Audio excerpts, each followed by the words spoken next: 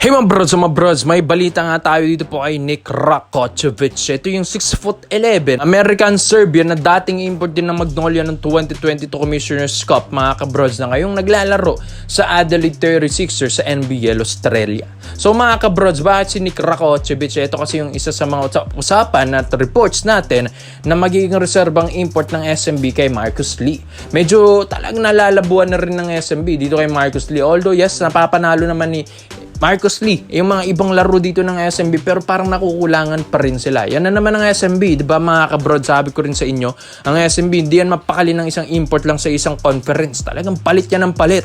Pero ito po kasing si Nick Rakocevic, talagang subok na ito eh. Kasi nga ito lang din naman 6'11", pero parang hindi nga daw legit 6'11" yung Marcus Lee. Dahil parang mas malaki nga daw si Junmar Fardo ayon din sa mga reports and rumors natin. Ito legit talaga, ito pong Serbian na ito. Si Nick Rakocevic, napakalaki na ito mga brods at subok na sa Magnolia at napatungtong pa nga niya sa championship run ng Magnolia pero na-fell short sila dahil grabe ba naman hindi naman din yun binibigyan ng pansin ng SMC management yung lineup ng Magnolia, kaya talagang given naman na pero napabuhat pa rin ni Nick Rakocevic ang Magnolia dati ng 2022. Paano pa ngayon? Ito pong SMB na super studded lineup na kupunan, grabe mga locals na ito, superstar. Paano pa pag ito yung magiging kupunan na ni Nick Rakocevic mga brods? Hindi mas lalo na, mas malaki na talaga yung potential at chance na makapag-champion ito pong kupunan na ito. Ito kasing si Marcus Lee okay rin naman, no? Although yes, physical, may scoring naman kahit papano, pero mga brods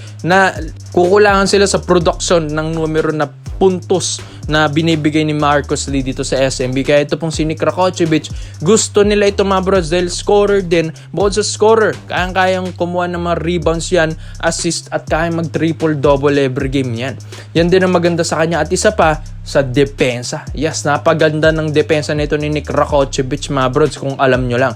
Kaya magandang maging reserbang import ito ng SMB. Hindi naman natin sinasabi na pinalitan na agad si Marcus Lee mga brods. Hindi pa. Dahil obserban pa ito ng SMB. Pero ayon din sa reports natin, ito na yung pinaka-reserva nila. Si Nick Rakocevic mga kabrods. May katuwang pa si Junmar sa ilalim. At isa pa dito mga brods, may outside shooting pa.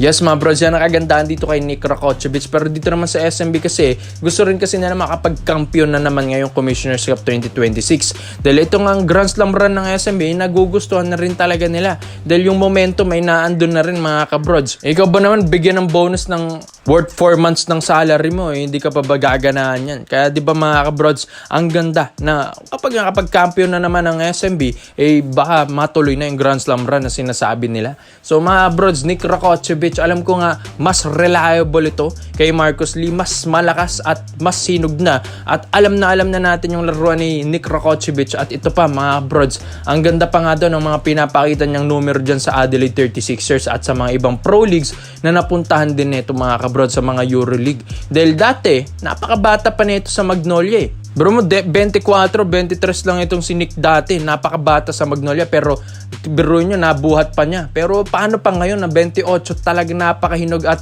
talaga ito yung pinaka-prime na taon niya mga brods at mas nag-improve pa ni Nick Rakocevic ang makikita natin. Paano pa mga brods? Tapos magandang line-up pang nangyayari dito sa SMB ngayon. Kaya ikaw mga brods sa tingin nyo, ito na ba yung best na reserbang import para sa San Miguel Beermen na makakuha nila? Ito pong si Nick Rakocevic, pamalit lang dito kay Marcus Lee dahil hindi naman nagbago ito sa SMB na papalit sila ng import mga brods. Kumbaga ginagawa lang nila ito para sa ikagaganda ng performance ng koponan. Kaya komento mo lang pinyo mo dito mga brods at isa natin yan. Dito naman po tayo sa kabilang balita naman natin mga brods. May nakita rin tayong reports din dito kay Mr. Snow Badwa. Ewan ko kung pabiro din ito, pero sinabi rin ni Mr. Snow na ito pong si Coach Tim Cone ay balak nga rin na baka bumalik nga rin daw ito ng Magnolia Chicken Templados Hotshots as a head coach nila sa Pure Foods franchise. Pero yun nga mga brods, may reports at sa usapan din tayo na kung si Coach Tim ay babalik ng Pure Foods, sino naman ang mapupunta sa Ginebra? Siyempre ito, Coach Tab Baldwin naman. So ito mga brods, unahin muna natin dito kay Coach Tim Cone. Ito po kasing si Coach Tim, matagal na rin itong nakapag Pure Foods franchise, pero di nyo ba alam mga brods, dito niya nagawa yung Grand Slam. Experience niya dito sa San Mig Coffee Mixers dati, Pure Foods BMEG, Star Hot Shots na ngayon, Magnolia, Chicken Templados Hot Shots na ngayon or pambansang manok. Dito, nagawa ni Coach Tim Cone ng Grand Slam niya. Plus, yung Alaska Aces pa, mga kabrods, di ba? Dati, kung saan nakilala talaga si Coach Tim Cone. Pero gusto nga daw na maibalik na ng itong management ng Magnolia, si Coach Tim Cone nang maibalik na dito, mga kabrods. Tignan nyo, simula nung nawala si Coach Tim Cone sa Magnolia, mga kabrods, hirap na ulit na makakuha ng kampyonatong Magnolia nun. Diba mga brods? Dahil ito talaga, nasa coach nga rin daw talaga dito sa Pure Foods franchise Dahil ito pong lineup na ito, okay rin naman. Pero once na kasi pag minando mo ito ng maganda, talaga magkakakampiyon dahil napaka-skilled na mga players din dito mga brods. So sayang nga lang din yon mga kabrods. Ito pong si Coach Tim Cone. Dahil dito sa Ginebra, sabi nila, syempre 3 years na rin hindi napapag-champion ni Coach Tim Cone ng Ginebra. Baka panahon na para maiba naman yung sistema daw ng Barangay Ginebra San Miguel. Pero di naman natin sa minamalit si Coach Tim Cone dahil syempre one of the best coach yan dito sa PBA. Pero mga brods dito kasi sa Magnolia, baka nga ito yung pinaka mas fit naman na daw siya. Dahil gusto rin niyang talagang bumalik din ng Magnolia, sabi rin sa reports at ayon din sa reports natin, talagang mabibigyan daw ulit ni Coach Tim Cone ng Pure Foods franchise at gusto niya makapag-champion ulit dito. Ewan ko, baka gusto naman niya maibang kupo na naman ang mahawakan ulit niya at bumalik dun sa talagang nakapag Grand Slam na siya. So dito naman sa Ginebra mga kabrods, kung si Coach Tim Cone bibitawan ng Ginebra to Magnolia, ito namang si Coach Tab Baldwin from Ateneo to Barangay Ginebra San Miguel.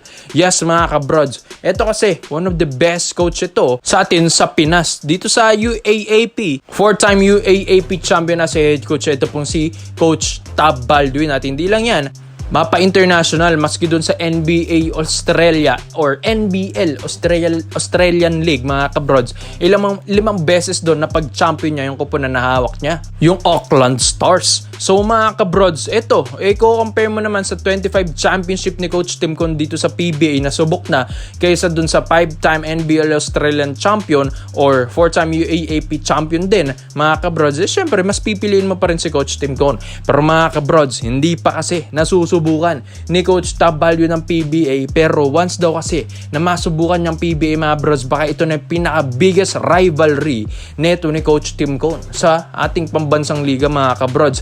Dahil magaling na coach ito at subok na maski sa Gilas Pilipinas. Di ba mga brods, siya rin yung head coach natin na muntik-muntikan nating matalo yung mga top 10 teams dito or top 10 countries sa FIBA mga kabrods. Nakatulad ng Serbia, di ba mga bros, nakakamuntik-muntikan na at partida, puro college players pang mga kinuha niyan. Hindi Coach Tab Baldwin, wala pang pro players dyan. So, paano pa na mahawakan niya mga pro players dito sa PBA at maawakan niya ang Barangay Ginebra San Miguel? Baka ito na ang pagbabago at magandang sistema sa Ginebra na masubukan na yung mga ganitong international coach na katulad ni Coach Tab Baldwin. Kaya ikaw mga bro, sa tingin nyo ba, babagay ba ang isang Coach Tim Cone sa Magnolia Hotshots? At ito, babagay bang bagong sistema sa Ginebra kapag itong si Coach Tab Baldwin ang magiging head coach nila? At sa tingin nyo, mabibigyan ba niya ng kampyonato ulit ang Ginebra? Komento mo lang po nyo dito mga bro, sa isa-isa natin yan. Salamat po sa panonood mga bro. This is the basketball trade option lang. I'm out.